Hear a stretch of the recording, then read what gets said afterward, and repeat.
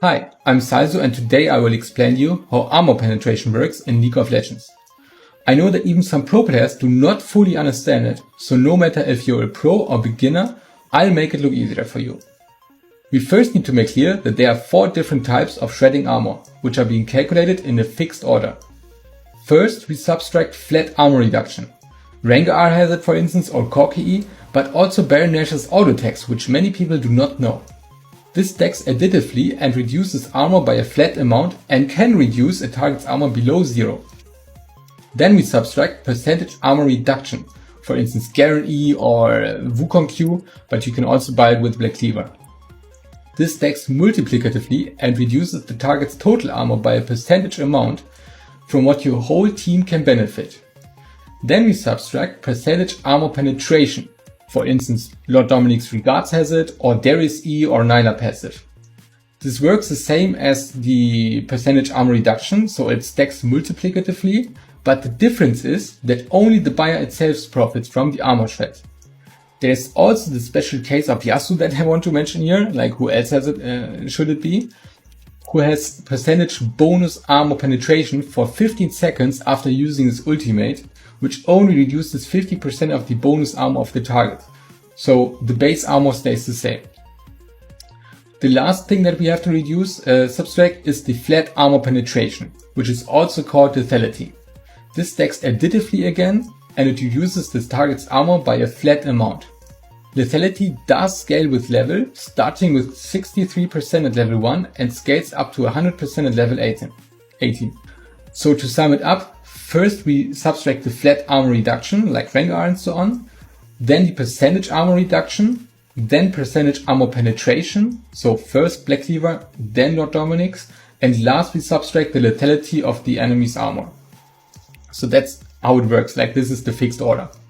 You also now heard me say a lot that the armor shreds either stack additively or multiplicatively. What does it actually mean? Like, what do I mean with that?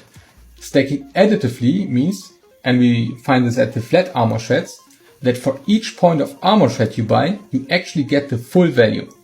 Stacking multiplicatively, which we find at the percentage armor shreds, on the other hand means that the more you buy from it, from different sources though, the less value you will have of it. It's kind of diminishing returns. I will also show you that. So if we buy an Umbral Glaive, we get 13 lethality here. And let's buy a Serpent's Fang, we get like 15 lethality, so 13 plus 15 is 28, right? You will see we have 28. We can also buy another 10, we should have 38. And we have 38 flat lethality. This works just as fine. As I said, you get the full value. But now let's buy percentage armor penetration. So we get Eclipse, which gives us 4% for each legendary item. So we buy now 3 legendary items and we should have 12%, right? This works just fine with the 12%. But this is what I mean with different sources. If we now mix it with the Cyrildas, we have 12% and we get should get 30% from the Cyrildas. 12 plus 30 is 42. But I now have to remove one because this also counts as legendary. We now have 38% armor penetration. So how can this be? This is because Riot or League of Legends calculates it with a kind of a bit weird formula. So you have to take 1 minus the one source, which is 30%, and then take multiply it with 1 minus the other source, which is 12%, right, from the Eclipse. Then you get like it's like 0.62, and these 62 you have to then needs to be subtracted from 1 again, which then is 38. So this is how this this number is being created. It's a bit weird and it's a bit hard to understand, but that's just how it works. Now let's also compare the two types of items. If we compare 18 lethality, which is the maximum lethality that we can get from one item, and the 30% armor penetration, which is the maximum of percentage armor penetration from items. So we can compare, for instance, Youmuu's Ghostplate and the Cyrilda's Grudge, right? On level 18, the target needs to have 60 or more armor for 30% armor penetration to outvalue 18 lethality.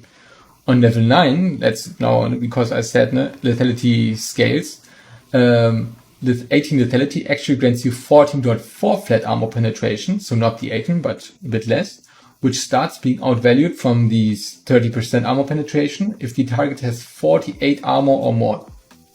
And as an info, a squishy target like Sona or Jinx has around 55 armor at level 9, and at level 18 around 100 armor.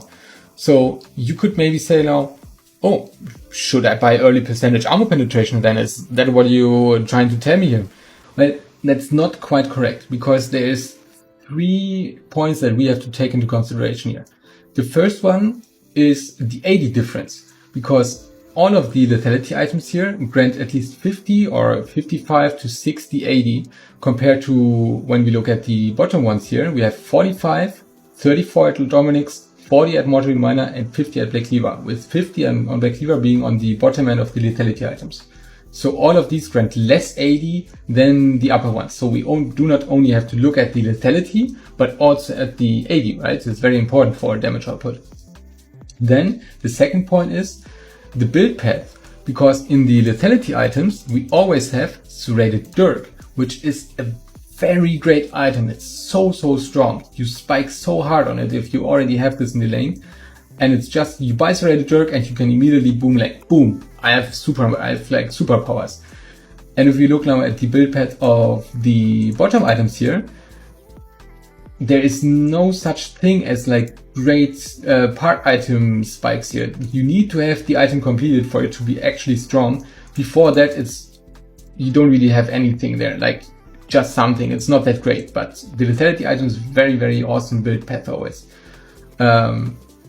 Yeah, and the last point is the cost of the items, because some of the lethality items, like Unbreak Glaive for instance, but also like Serpent's Fang, just cost less than these. So if we look at Unbreak Glaive here, we have for 2,300 gold, we have 50 AD, and if we compare it now to Black Cleaver, it's 700 gold, it's 800 gold less. So if you add 700 gold for 2 longswords, we have 20 AD more than what we have on Black Cleaver, which is not one of the reasons, which is the main reason why Unbreak Glaive is so popular.